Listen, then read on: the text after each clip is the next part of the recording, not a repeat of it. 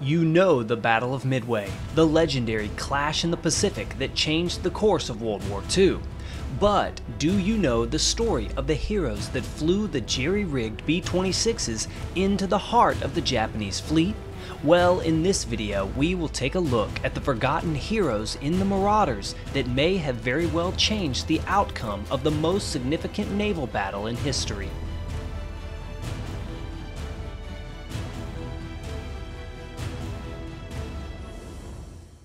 My crew and I traveled out to the incredible Commemorative Air Force Airbase, Georgia for some in-depth interviews with experts on the Battle of Midway. Now, I will tell you that we absolutely could not afford to do this without the simulator that I used to make the visuals of this famous battle and the sponsor of this video, War Thunder. War Thunder is an immersive and totally free-to-play military vehicle combat game. This immersive sim is available on PC, PS5, and Xbox and is fully cross-platform. And it doesn't require any high-tech gear to play. A simple mouse and keyboard works just fine. So while you probably can't fly in a real SBD or a B-26 every day like some of these experts, you can do the next best thing. Fly them on War Thunder, along with tons of other vehicles including tanks and ships. So right after this video, join 50 million other players from across the globe and try War Thunder today. You can actually add me as a friend and be my wingman. So support TJ3 History today and download War Thunder at the link below, totally free. Without further ado, enjoy.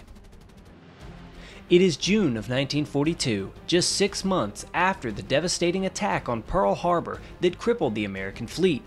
And now, in the heart of the Pacific Ocean, the American naval and air forces are desperately looking to find a way to slow down the Japanese aggression and put them on their heels. Fortunately, this is where they would get a much-needed opportunity. Just like the attack on Pearl Harbor, Japan has planned another bold surprise attack on a U.S. island, a small stretch of sand in the middle of the Pacific Ocean known appropriately as Midway Island. There was one thing that would go differently in this surprise attack, however. The Americans knew that it was coming. Thanks to the codebreakers and the U.S. intel, the U.S. Navy was given priceless information that the Japanese fleet would be attacking Midway, and instead began to make their own counterattack plans. And while many know the story of the heroic dive bombers and wildcats that helped turn the tide in this iconic battle, those heroes aren't the focus of this video. Instead, we will look at the often forgotten but no less brave twin-engine bombers that first attacked the Japanese fleet, and the extraordinary courage that they showed in the Pacific's greatest battle. This would take place in the early morning hours of June 4th of 1942. After an American PBY recon aircraft sighted and reported both the Japanese carrier force as well as an inbound airstrike headed towards the island. Immediately recognizing that the American bombers would be targets on the ground and that the Japanese carrier aircraft would be occupied with the attack and thus unable to defend their fleet, the American commanders sent a force of bombers to take off and hit the Japanese. So, less than a half hour before the Japanese attack arrived at Midway, a force of 6 TBF Avenger torpedo bombers and 4 U.S. Army Air Force B-26 Marauders took off to attack the Japanese strike force. This would be the first ever combat for the TBF Avenger, as well as all of their crew members. Likewise, the crews of the B-26 bombers were also very green. In addition, the B-26 was a medium bomber, not at all designed to be a naval attack aircraft. But once U.S. intel found out that an attack was coming for Midway, these B-26 bombers were jerry-rigged to be able to carry torpedoes so that they too could attack Japanese ships. The mechanism to release the torpedo was quite a jury-rigged thing. It took several actions. You couldn't just pull one handle and the torpedo drop out. You had to do several actions to get it to drop out. So when the pilot said drop the torpedo, it would take several seconds for the gentleman, whoever he was located in the airplane, to actually drop it. And little did they know that one of these jerry-rigged bombers, by the name of Susie Q, would play a major role in the approaching battle. There would be no escorts on this flight, as all of the fighters were ordered to remain at Midway and defend against the approaching Japanese strike force.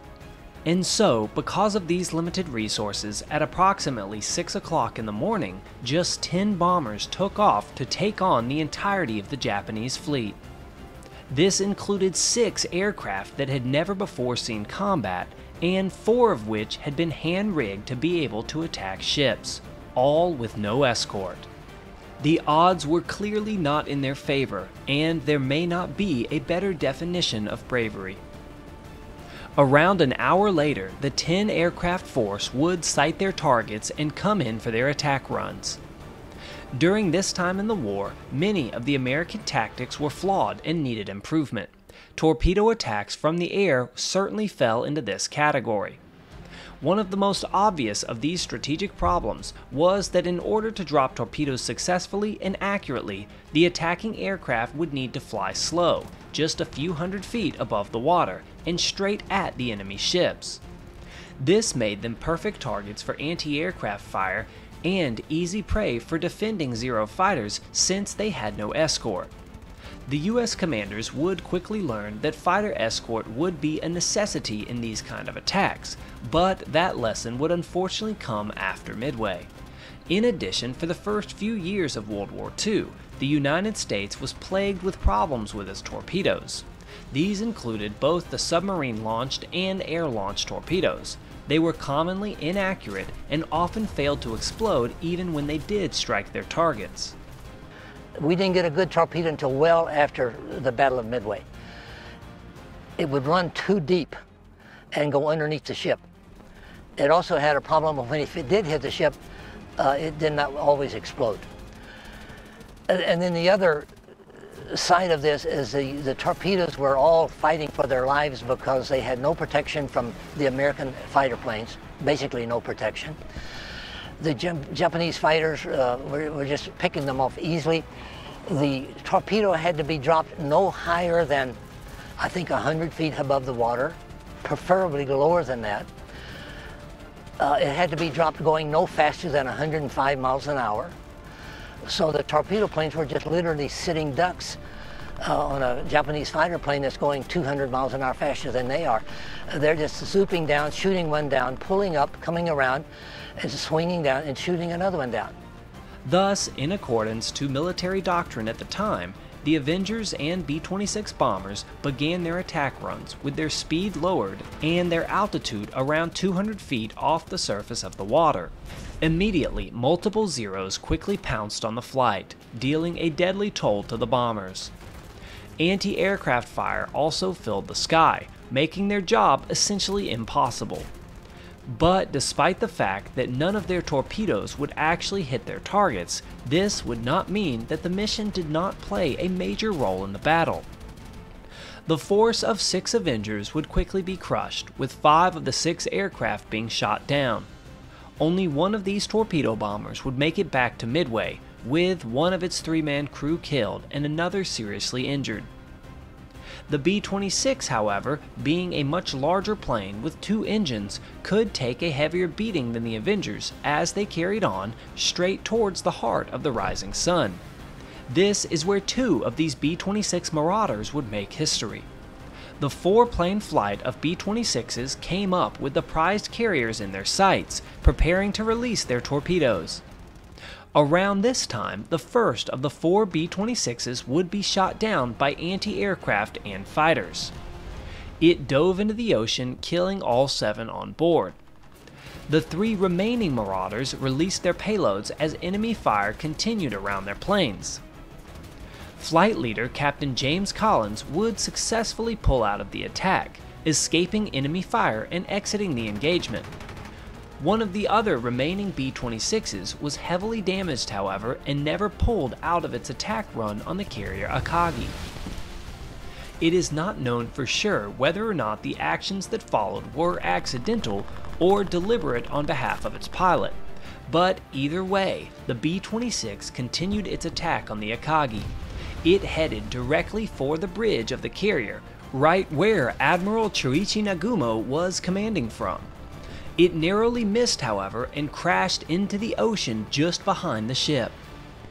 The remaining B-26, nicknamed Susie Q, was exiting her attack run and taking heavy fire.